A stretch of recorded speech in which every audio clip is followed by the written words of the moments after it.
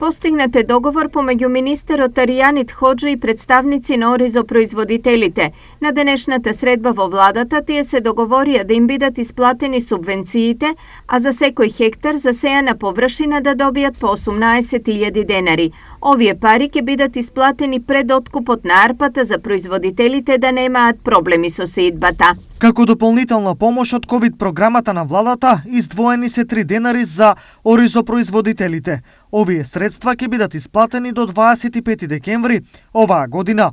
Дополнително во текот на месецот ќе биде донесена одлука дали исплатата на 3 денари ќе биде по килограм предадена оризова арпа или по обработлива површина.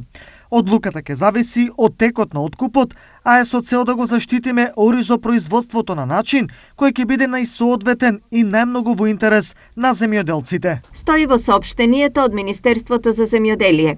На средбата се разговараше и откупните цени за кои што оризопроизводителите сметаат дека треба да бидат повисоки. Што се однесува до откупните цени, министерот најави дека деновиве повторно ќе се сретне со откупувачите и така да конечно резултати ќе имаме во текот на наредната недела.